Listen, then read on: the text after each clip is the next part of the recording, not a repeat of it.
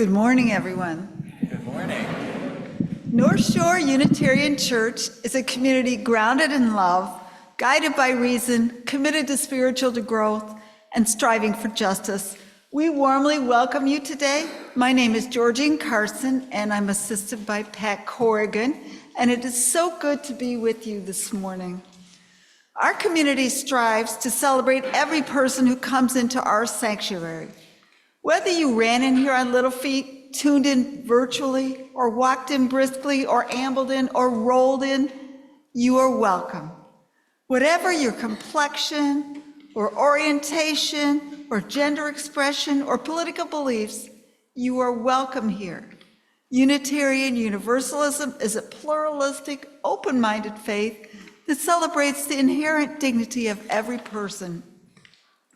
In case it's helpful to you, please note that a loop hearing system is available on the lower level. You're also invited to take note of the announcements in your order of service and plan to join us at any community events that are of interest. We also ask that you turn off all alarms and notifications.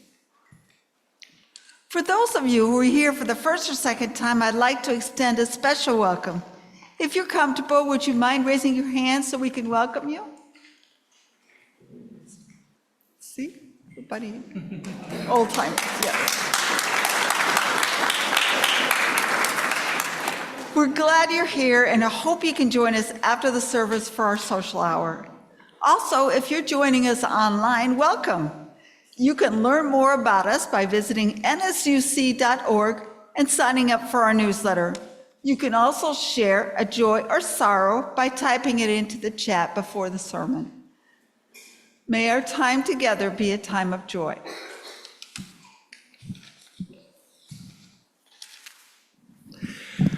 My spiritual companions, welcome to this day in this place. This is a service I have really been looking forward to. We're going to be celebrating the vision and contribution of folks who are on the autism spectrum today. And in that spirit, a lot of the readings and music are coming from the Links project, which commissions composers to set the works of autistic poets who are primarily non-speaking to music. And that organization is in a bit of transition, but nonetheless, we're going to be using a lot of their resources today. So I'm going to bring us together today with a poem from Ryan Harris, who is one of the young people whose words have been set to music. I want to see the world not by the whole, but rather by all of its small, beautiful things. My overwhelming emotion is that there is always hope. May that be true for our time together and for the world more broadly. Welcome. And now I have a very exciting announcement to make. Our budget goal this year was $425,000. And for the first time since I have been here, we have exceeded that goal.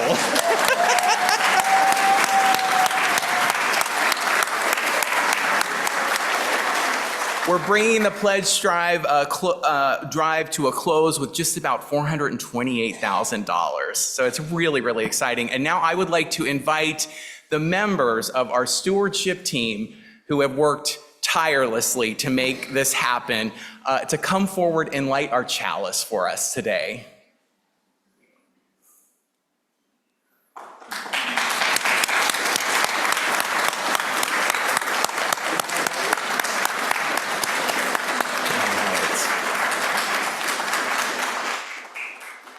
And as they light the flame, let us say the words that are printed in the order of service.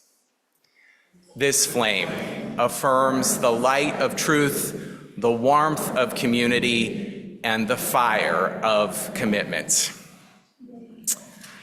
After the service today, we are going to continue the celebration of the completion of the stewardship drive.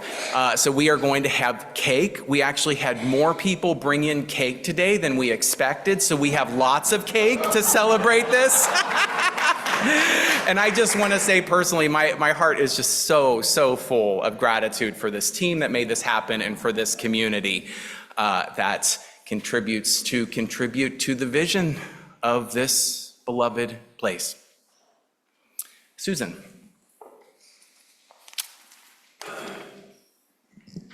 More good news. We here at North Shore Unitarian Church acknowledge the traditional custodians of this land, comprised of the Ojibwe, Ottawa, and Potawatomi nations. In this spirit of solidarity, I would like to hold up a historic moment for the rights of Native people. Last week, the Prairie Band Potawatomi Nation began efforts to reestablish the only federal Indian reservation in Illinois, formally confirming the tribe's governance over its land. The move could have wide-ranging impacts on matters ranging from criminal justice to climate and environmental jurisdiction. Stay tuned as our legislative advocacy team will continue to monitor these developments, and if there are ways for our congregation to support this effort, we will make those available.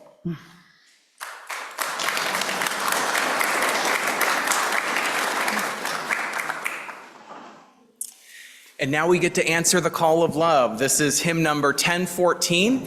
Originally, it was called Standing on the Side of Love, but in order to make the language more accessible, the composer of the song asked that we change the lyrics to Answering the Call of Love.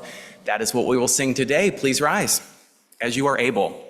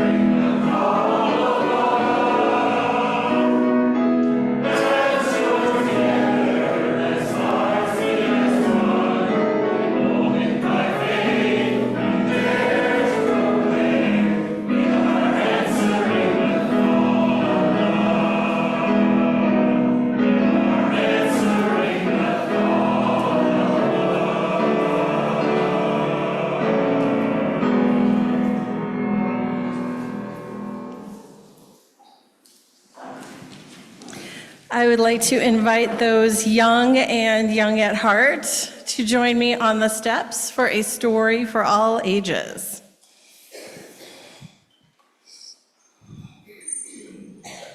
Good morning.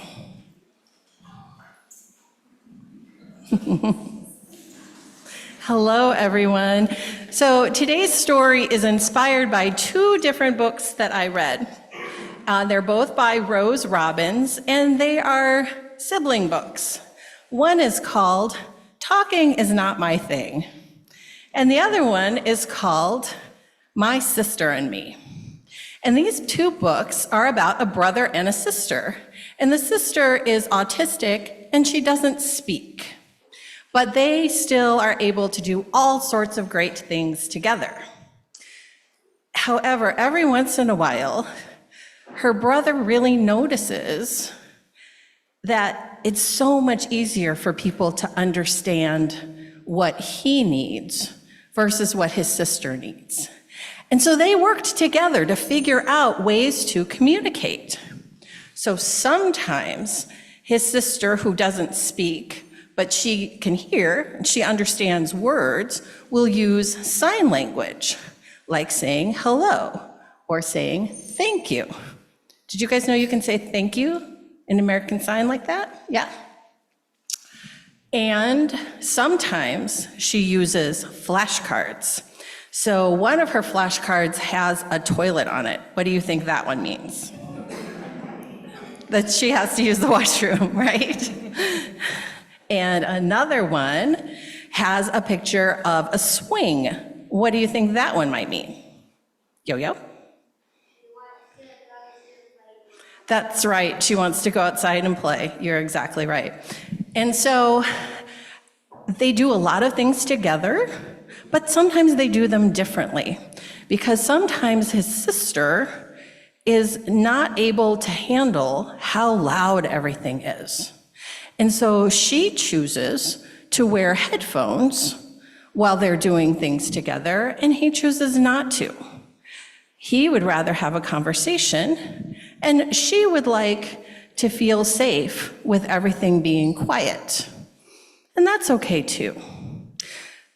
When the brother wants to say something, he thinks of the word and he's able to make it come out of his mouth. But when his sister wants to say something, she thinks of the word, but it just doesn't happen. The word doesn't come out, and she has to find another way to express it. So one night, the sister and the brother were getting ready to go to bed. And the sister realized that she had left her favorite bunny, which she cannot, I mean, who can go to bed without their favorite bunny, right? She could not go to bed without favorite bunny, or panda, or whatever we have as our comfort thing. She could not go to bed without her favorite bunny, but she didn't know how to tell anyone what was happening. She got up out of bed, she tried to say bunny, but it just came out as because her brain couldn't tell her mouth to say bunny. And she began to run out of the house. And the parents got really worried. And the brother said, "Wait, I know how to help." And he found a flashlight, and they ran outside together, and he started pointing the flashlight around. He didn't know what she was looking for, but he knew that they needed to find something so that they could go to bed. And pretty soon they found it, and she picked up the bunny, and she used the brother's favorite way of communicating. She gave him a big hug. And then they went inside, and they both went to bed. And that's our story for today. Are you guys ready to go learn some more? Let's go.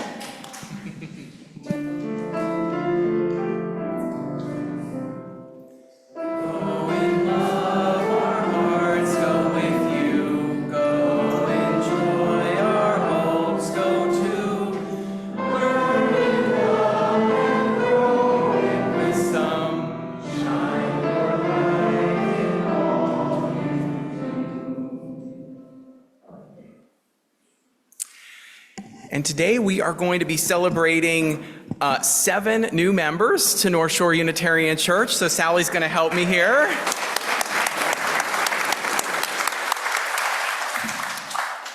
Now is the time that we honor our newest members and their decision to join our congregation. Each of the following people have expressed an intention to make North Shore Unitarian Church their spiritual home. As your name is called, please raise your hand so we know where you are. And Valerie's going to hand you a flower and to show you our plan to welcome you. John Barker. There you go.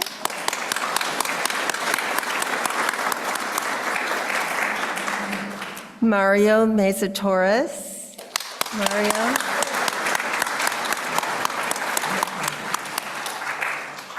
Becky Boynton, Jim Sanabria, and Rebecca Fisher were not able to be here today, so we want to welcome them, and we'll somehow get their flower to them.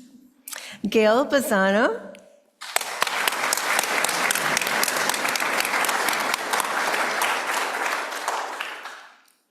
And Sue Kitzrow. Welcome.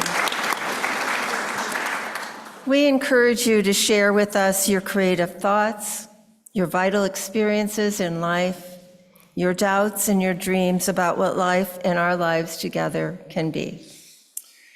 It is a joy to welcome each of you as a member of this congregation in our community.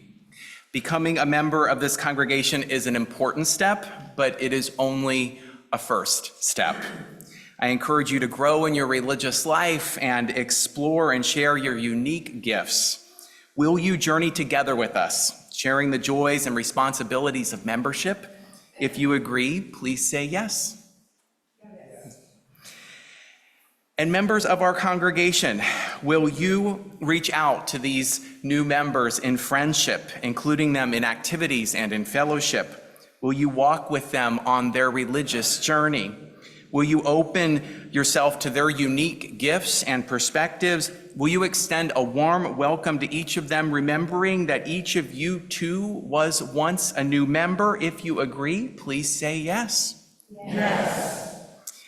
Ours is a shared ministry to help each other find meaning and to build a just and compassionate community, working to fulfill the vision and mission of this congregation.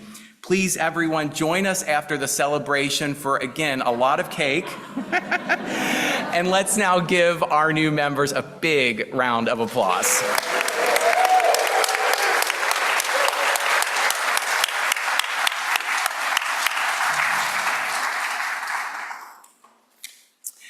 At this time, I invite us to settle ourselves into that space of honesty and compassion that is known by many different names. Spirit of life, God of many names. Love that transcends us and holds us and lures us ever more deeply into community and connection. We come into your presence today. We celebrate today a spectrum of gifts that people bring, a spectrum of voices, a spectrum of possibilities, opportunities, talents, all of the many ways that we show up into the world.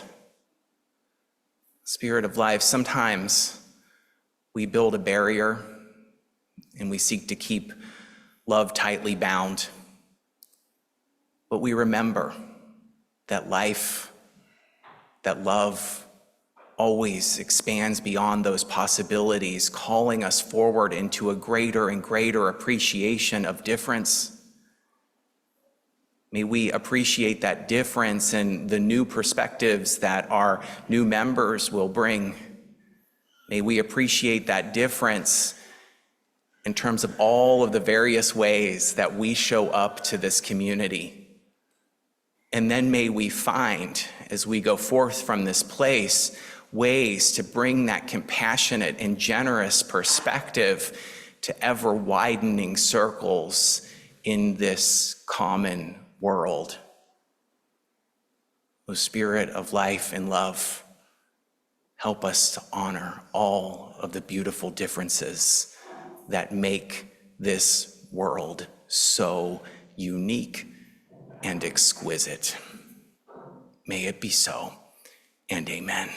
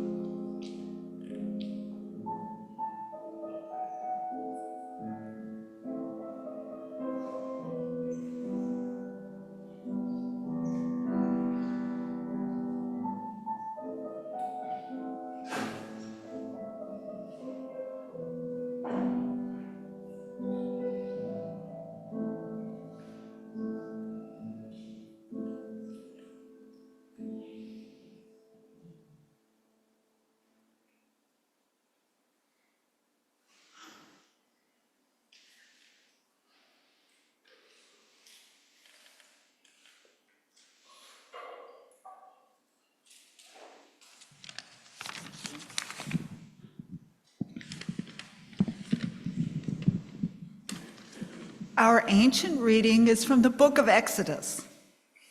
So I have come down to deliver them from the power of the Egyptians and to bring them up from the land to a good and spacious land, to a land flowing with milk and honey.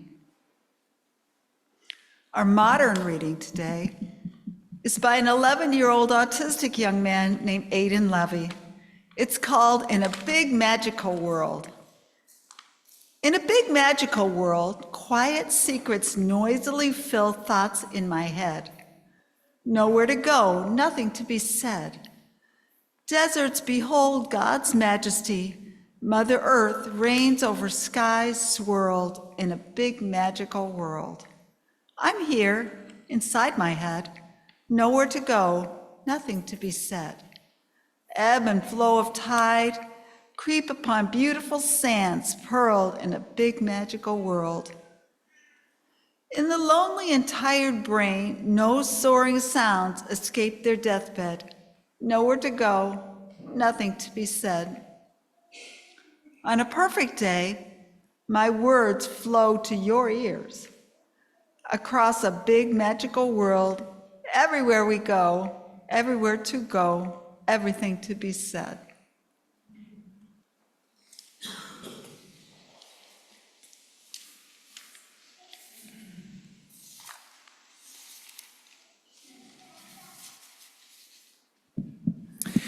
Many of our members and friends celebrated Passover this last week. And I am thinking today about a verse that is sometimes spoken during the Seder dinner. It is a quote from the Exodus, where God promises to deliver the Israelites from the land of Egypt to the land of milk and honey. The promise of a land flowing with milk and honey has come to mean many things. But as one version of the Haggadah, that script for the Seder dinner, puts it, that land will not come until we love one another as ourselves. In this version, the land of milk and honey is not a physical place. It cannot be located on a map. Instead, it is a state of the heart and of the soul. It is a place where every person is treated with dignity and with love. It is a place where each person is celebrated for the unique gifts that they have to offer. These last several months, I have been reading a lot about the autism spectrum. And this is because there is a child in my family who was recently diagnosed. And I have other family and friends who are neurodiverse as well. And as you can imagine, or perhaps you know by heart because you are on this spectrum or you love someone on this spectrum, there is deep complexity and there is pain stitched into many of these stories. We do not live in a land of milk and honey. The world is not designed for people with disabilities. And people on the spectrum often learn this fact early on. Autistic people can suffer a lot of abuse. And what is infuriating is that this abuse is often disguised as treatment or even as love. Now, I'm going to share an example of this because I think it's important to understand what this looks like. But I do offer a content warning because it is painful to hear stories such as these. In 2018, the Washington Post published an article, and the author, Whitney Ellenby, describes in wrenching detail the way that she forced her autistic 5-year-old to see Sesame Street live. It was in a loud and cavernous auditorium, and this was despite his intense fear of indoor spaces. Her son kicks and wails, but she forcibly restrains his limbs and wrestles him to the ground. Eventually, she overpowers the 5-year-old, whom in the article she calls a thoroughbred of resistance. Once inside, the young boy settles into a placid state and watches the show. Ellenby is triumphant, declaring his phobia overcome and framing her actions as tough love. As it turns out, that is not how many autistic people read that piece. Aiden Friday, who is autistic and non-binary, wrote in response, many autistic children grow up in environments rife with the physical confrontations like the one that occurred in Ellenby's article, or in homes that reject basic peer-reviewed medical science, or with parents who demonstrate a complete and utter disregard for their autistic children's autonomy, and all of that is framed as love. But it is not love. It is abuse. The author continues, we are survivors who don't want autistic children of any age to be abused, so please listen to us, believe us. Your child does not need to be cured. They need to be respected, listened to, and above all, loved, truly loved. Many of the poems and songs that we are hearing today speak to these complexities of growing up autistic. Georgine read a wonderful poem from an autistic 11-year-old named Aiden Levy. And that poem explores some of the pain of being neurodiverse in a neurotypical world. Aiden communicates with a letterboard and is otherwise nonverbal. He writes this of his experience. In the lonely and tired brain, no soaring sounds escape their deathbed. Nowhere to go, nothing to be said. These lines capture the exhaustion of having a brain that is differently wired, and it also hints at a yearning to be more fully understood.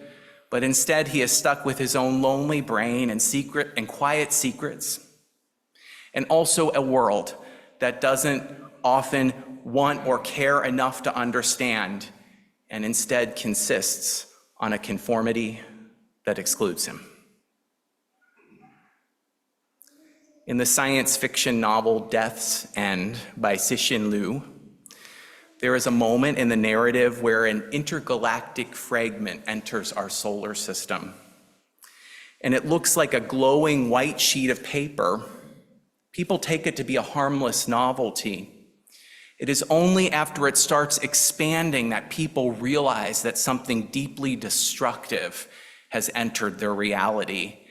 Everything this sheet of paper touches turns from 3 dimensions into 2. It starts to expand, and like a steamroller, it flattens everything in its wake. It flattens stars and planets and people into something that looks like a painting, draining them of their life, freezing them in time. Anything that could possibly have an inside that would exist with 3 dimensions is crushed, flattened. In other words, any dimension of interiority, of inner life, is annihilated by this expanding fragment. Now, in the novel, the fragment is not explicitly metaphorical. It is not intended to signify something else. Instead, it moves the plot along. However, I cannot help but read it as a code for the habits and the messages that flatten our inner lives and drain away the capacity for uniqueness, novelty, and beauty. These are the messages that demand that people need to fit, need to belong by steamrolling their uniqueness and humanity. I am saddened that so many parents choose to reduce the dimensions of their children's inner lives, or that they introduce this fragment into their children's spirits rather than helping them flourish in their unique singularity. It could be different. We could live in a world that rearranges itself to accommodate difference, because that is always an option too. We could answer the call of love rather than stand on the side of love. We do not need to force someone with a disability to change to fit our needs and expectations. Instead, the way the world is could change to rearrange to accommodate everyone. This is called the social model of disability. What it relies on is, rather than pressuring individuals to live into unaccommodating expectations, it says that the expectations themselves need to be rethought and reframed. Zama Yora is autistic and a rabbi, and his book, So Compassionate It Hurts, was part of what inspired this sermon. And he starts that book by quoting his favorite poem. It goes like this: "Happy are those who sow but do not reap, for they have wandered far. Happy are those who are generous and in their glorious youth have made the days lighter, throwing their jewels as they traverse the story of their lives." Rabbi Yora writes, "It is a poem about the greatest of human beings, those who have enriched the world and touch everyone in their passing. It is a poem about unfettered generosity with one's gifts." Rabbi Yora was slow to realize that the jewels that he had to share, the gifts that he had to give, were not despite his autism, but precisely because of his autism. He found not a spectrum of liabilities, but rather has come to appreciate a spectrum of gifts. These gifts include his literalness and ability to cut through vagueness and confusion.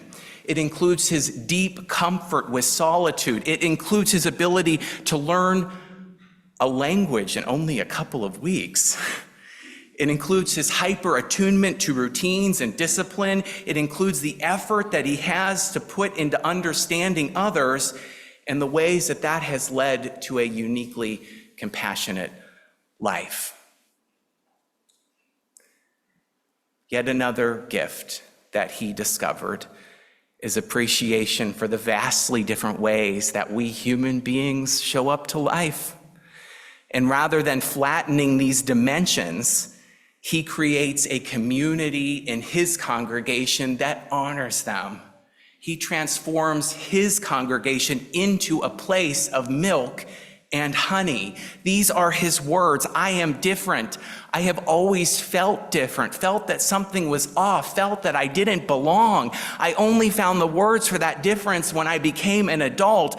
I know how hard it is to live with significant difference, and that is why I make it a cornerstone of my mission to create a space for difference in my community.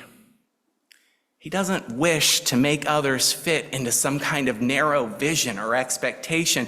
Instead, his is an attempt to arrange and rearrange, to expand and swell until everything belongs in its own non-belonging. And isn't that delicious? Isn't that exquisite? My spiritual companions, that is the land of milk and honey. That is the place that I want to get to. It's not a place where you belong at the expense of your humanity, of what makes you unique, of what makes you different. It is not governed by norms and expectations and anxieties about fitting in. It is not about being barely tolerated by a group that binds itself together through a single dimension of similarity. It is instead a savoring of multiplicity and plurality, a celebration of the sprawling differences that fit into no neat set. It is a taking joy in those contrasts and divergences, those folds that always unfold into a spectrum that is always just at the edge of our perception.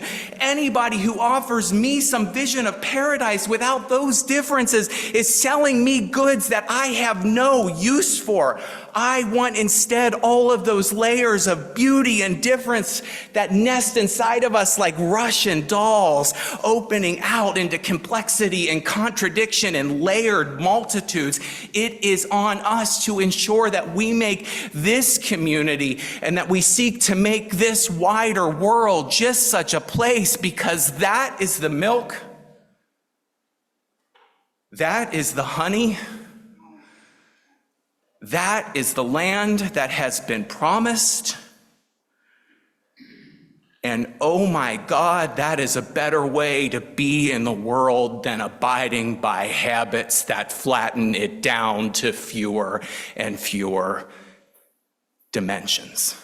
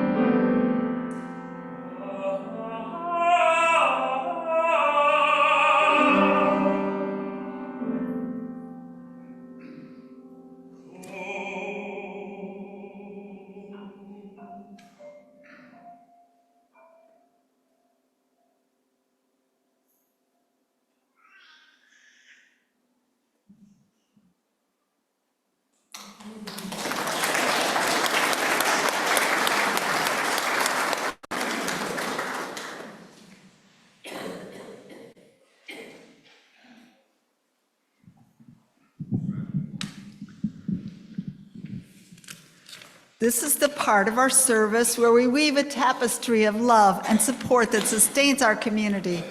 If you have a sorrow or a joy, please form a line by the microphone, speak your name, and also tell us briefly what's on your heart. We hope to keep this beloved part of our service, so we ask that you respect time constraints and keep your sharing brief. You are also encouraged to submit a joy or sorrow to our newsletter.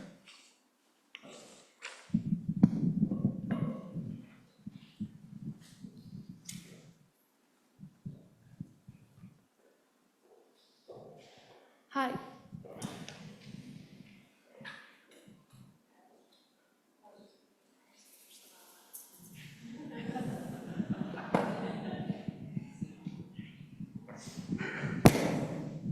Hi, my name is Jess Haskin, and this is my son Leo, and we have a joy related to the sermon today. We have found a local organization that was founded actually by a member of Kol Hadash, who share the building with us, called the Nora Project.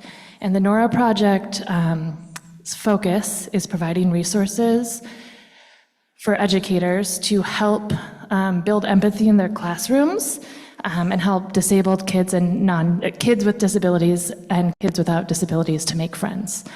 And they have also helped us find our favorite book this week, which is Goldie's Tasty Tacos.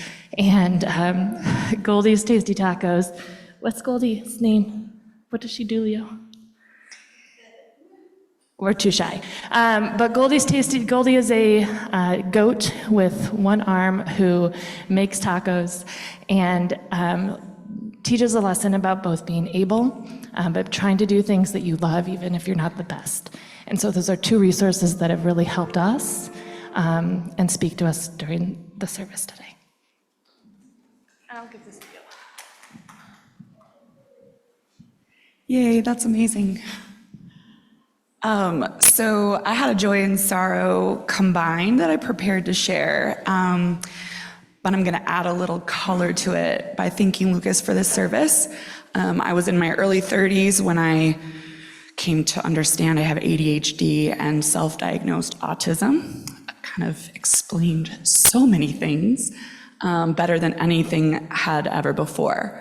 And so when I talk about this joy and sorrow, you'll understand how much this organization meant to me. But yesterday was the funeral for my beloved Hope College sorority, Kappa Delta Chi. Our organization was born in 1961, turned 63 this May. We'd always been on the smaller side, welcoming to women who didn't fit stereotypes and oppressive feminine ideals. My pledge class of 7 actually saved the organization in 2002. And I'm proud to have extended the life of that organization for 20 years. I'm so grateful that these 7 remaining undergraduates amidst finals brought us together. We had women from graduating class of 1987 all the way through last year. We looked at scrapbooks, held hands, sang songs, shared stories. I actually think it deepened my bond and connection to the organization. My sorrow is that our traditions are potentially going to be lost. I'm sorry.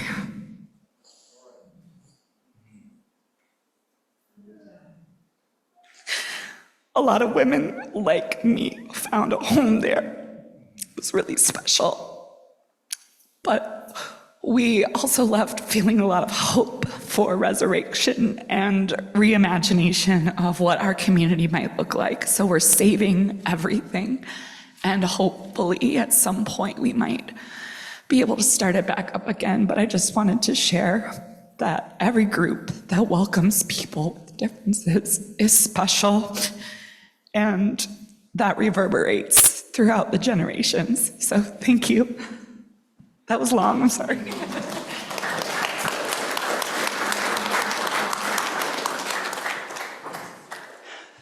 Many of you know our son is on the autism spectrum, and he's been there for 46 years.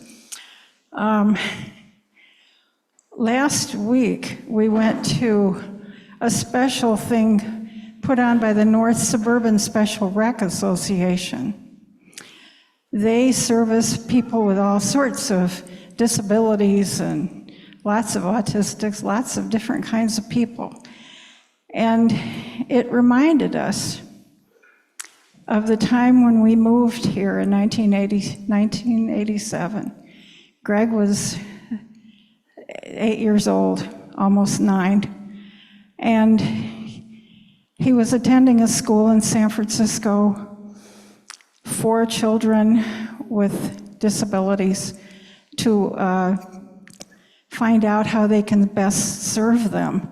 And it took 8 months. Well, it would have been a year, except we moved.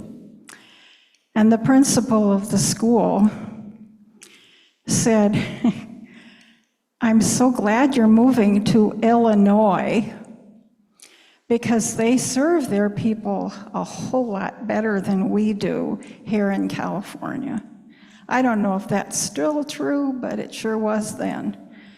And it was a real blessing, because within a few weeks, we were going to the NSSRA Shining Stars party at, I think, out on Lake Zurich. And we found out that that was absolutely right. We came to the right place.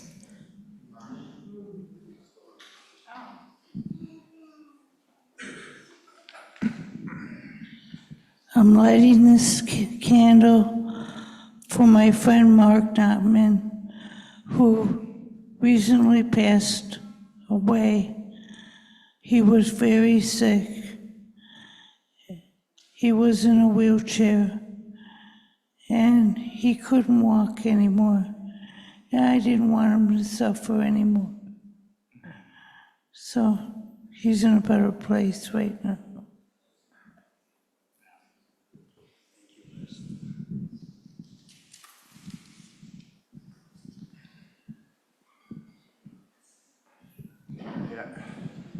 Good morning. I'm Art Gould. Liz, it's so nice to have you back, and I'm so sorry about your friend. I have an announcement from the Rummage team. We are underway. We're getting ready. June 15th is our sale date. And I want to offer a special thank you to Bob Benziger, who is donating many, many goods from his home. He's been moving into a retirement community. And I have a request. We are looking for people Friday and Saturday, 10 o'clock to 4 o'clock, to help pack up the goods in his house and pack up our trailer and our van. Would really appreciate whoever is able to offer some of their time on those days and make our work shorter and get us off to a really good, fast start, so we have a really big year for Rummage. So thank you all very much.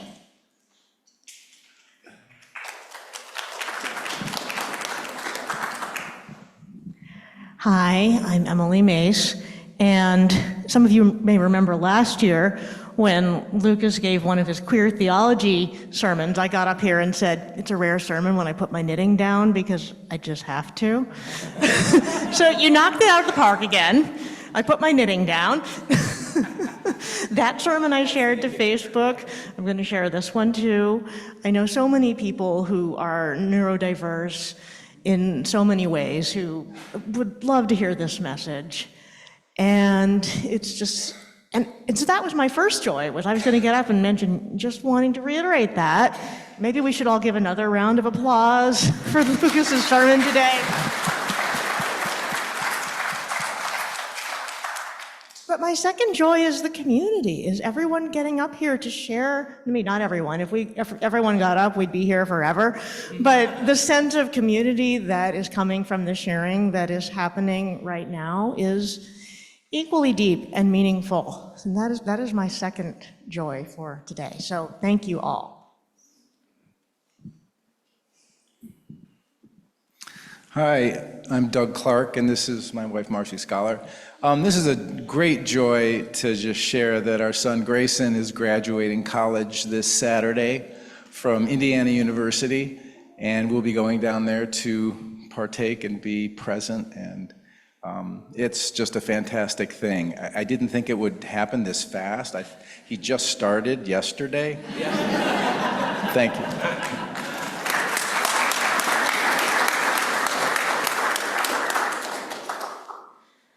Hi, I'm Christy Hagee, and for a few more weeks, I am the president of the Board of Trustees, and I just wanted to extend my heartfelt thanks on behalf of the board for the stewardship team and all of their work. And also, so thank you, John, Cindy, Jess, Jocelyn, Dave, and Joe, and also thank you to all of you for making this so successful.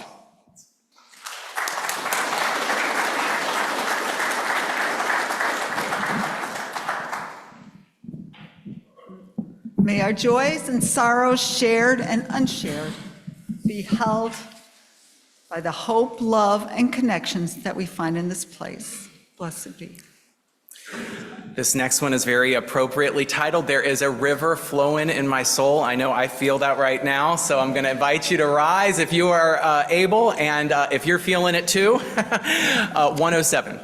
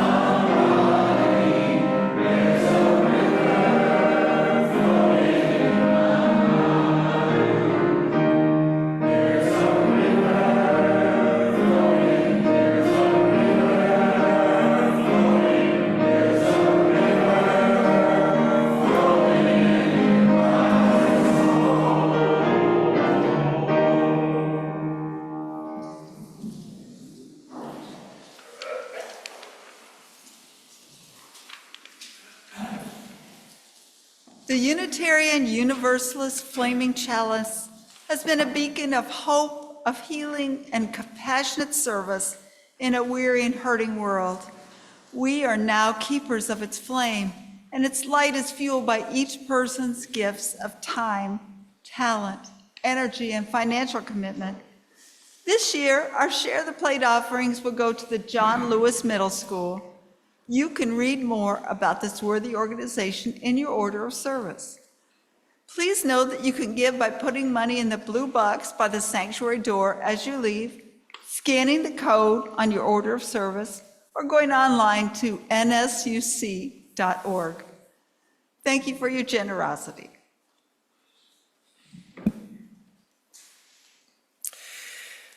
And by way of closing, looping back around to some of the words that were lifted earlier from Aidan Levy. On a perfect day, my words flow to your ears across a big magical world, because there is everywhere to go and there is everything to be said. May that spirit of openness, aliveness, and connection live on in our hearts as we go forth from this place. Amen.